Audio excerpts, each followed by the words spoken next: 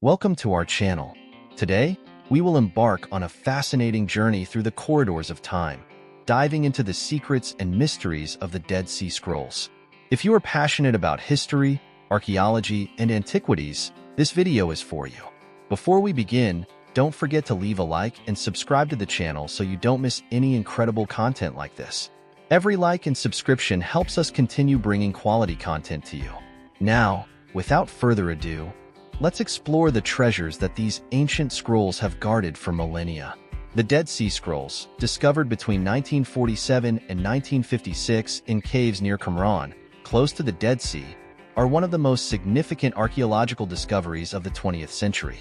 These manuscripts include about 900 documents, dating from approximately 250 BCE to 68 CE, and offer an unprecedented insight into Second Temple Judaism and the historical context in which Christianity emerged. Second Temple Judaism refers to the religious practice, theology, and Jewish culture that predominated during the period of the Second Temple in Jerusalem, which lasted from approximately 516 BCE to 70 CE. This period is marked by the reconstruction of the Temple in Jerusalem after the Babylonian exile and ends with the destruction of the Second Temple by the Romans. Initial discovery.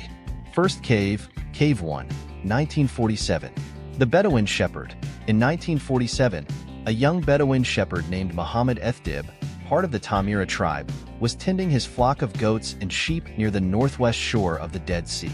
One of his goats got lost, and he followed it to a cave. The discovery. In an attempt to find his goat, Muhammad threw a stone inside the cave and heard the sound of something breaking. Upon investigation, he found several ceramic jars containing manuscripts made of leather and papyrus. These included 7 scrolls that were later revealed to be extremely ancient. First sales and recognition. Sale to merchants. Not fully understanding the value of the manuscripts, Muhammad Ethdib and his friends sold some of the scrolls to an antiquities dealer in Bethlehem named Kando, Khalil Iskander Shaheen. Kando, in turn, sold 4 of these manuscripts to the Syrian Orthodox Archbishop Athanasius Yesu Samuel. First publications.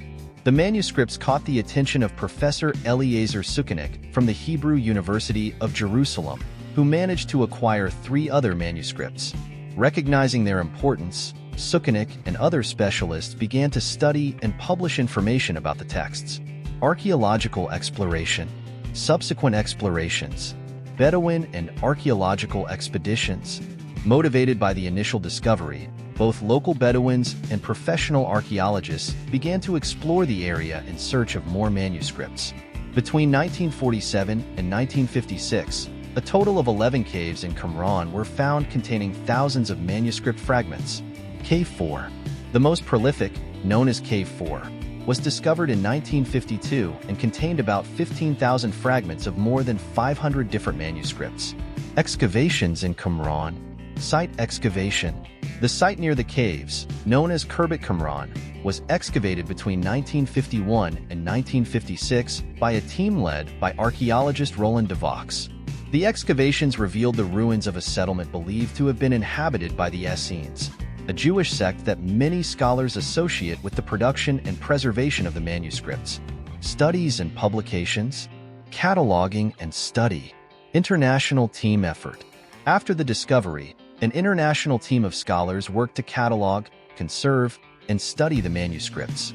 This involved decoding fragmented texts and reconstructing scrolls from thousands of tiny fragments.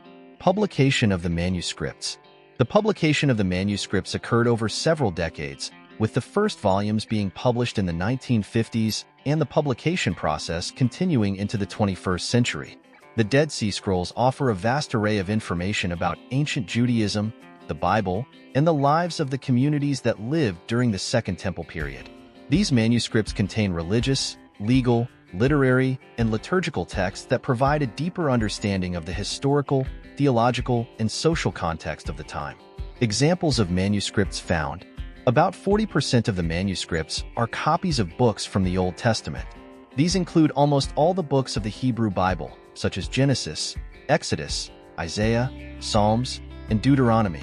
There are multiple versions of some biblical books, revealing different textual traditions and the evolution of biblical texts over time. Among the manuscripts, there are two significant versions of the Book of Isaiah. One is very close to the Masoretic text, while the other presents many textual variations. These differences can include orthographic, grammatical variations, and even changes in entire passages, suggesting that the biblical text was not yet fully standardized. Manuscripts of books from the Pentateuch, Genesis, Exodus, Leviticus, Numbers, and Deuteronomy also show textual variations that diverge from both the Masoretic text and the Septuagint, the Greek translation of the Hebrew Bible. This suggests that different text traditions were in circulation.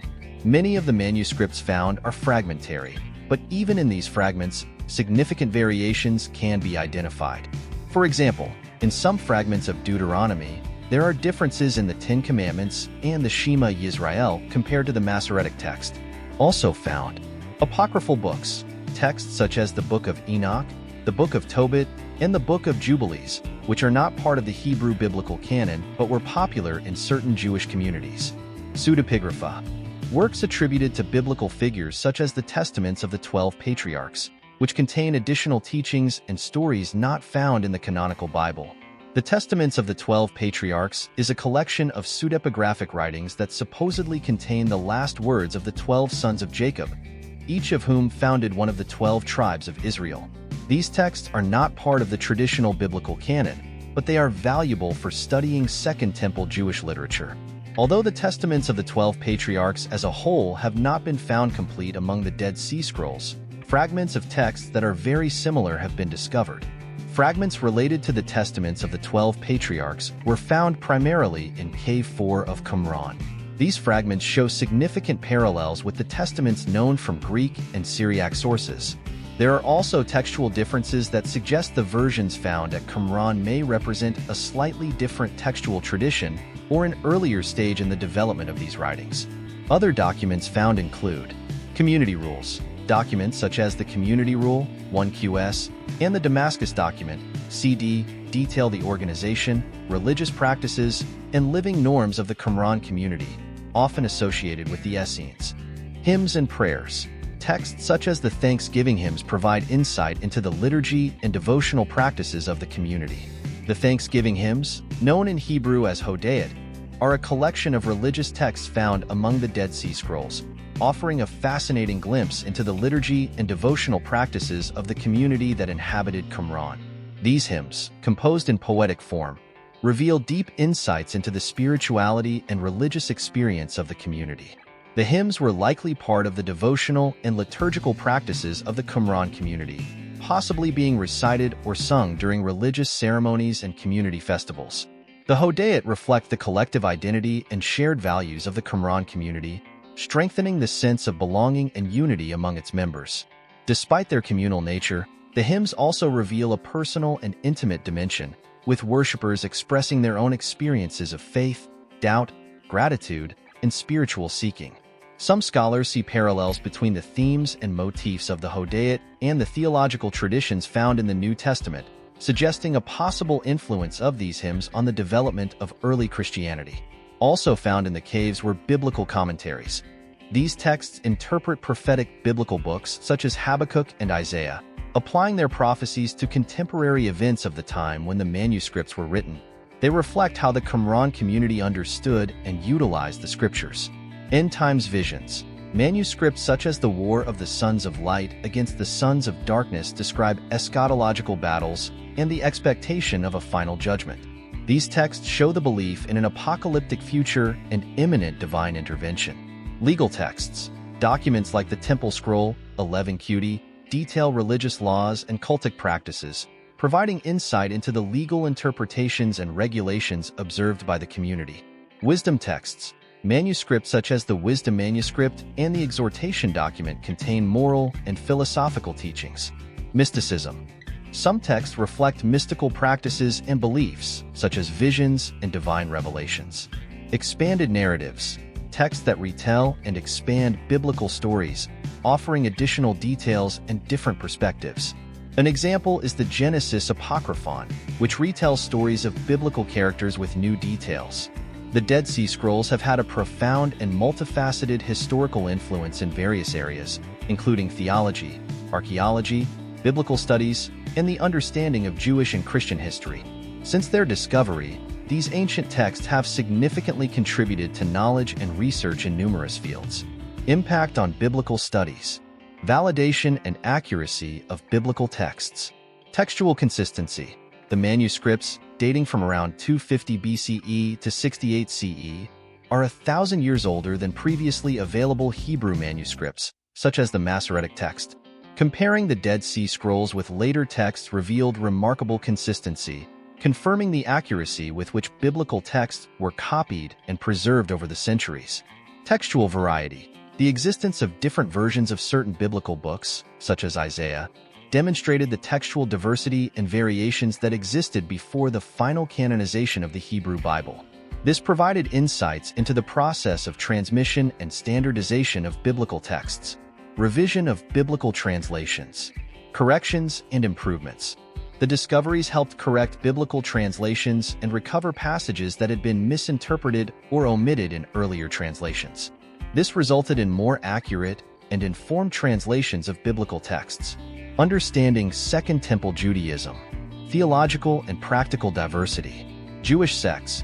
The manuscripts revealed the existence of various Jewish sects during the Second Temple period, such as the Essenes, Pharisees, and Sadducees, each with their own beliefs and practices. Understanding these differences helped contextualize the religious and social environment in which Christianity emerged. Religious practices. Texts like the Community Rule and the Damascus Document provided details about the community practices, purity rituals, and legal observances of the Essenes, offering a detailed view of one of the most influential religious communities of the time. Influence on early Christianity. Historical and theological context. Messianic expectations. Many manuscripts reflect messianic and apocalyptic beliefs that were present in Second Temple Judaism. These beliefs influenced the theological context in which Jesus and his early followers operated, helping to better understand the origins of Christianity. Relations between communities. The comparison between the practices and beliefs of the Essenes and early Christians revealed significant parallels, such as the importance of purity, the expectation of a divine kingdom, and communal life, offering clues about mutual influences. Advances in archaeology and paleography. Dating and conservation techniques. Radiocarbon dating. The manuscripts were among the first sets of ancient texts to be dated using the radiocarbon technique, helping to establish more accurate chronologies for ancient texts. Manuscript conservation. The challenges presented by preserving the manuscript fragments spurred advances in techniques for conserving and restoring ancient texts, benefiting the field of textual archaeology in general. Historical and theological reassessment.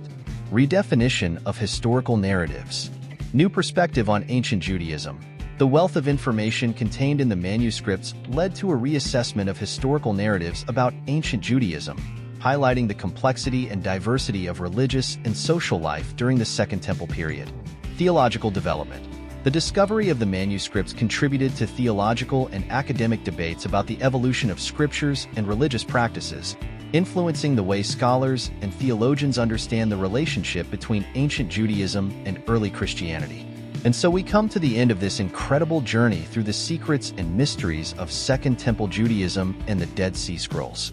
We hope you enjoyed exploring these historical and spiritual treasures as much as we did.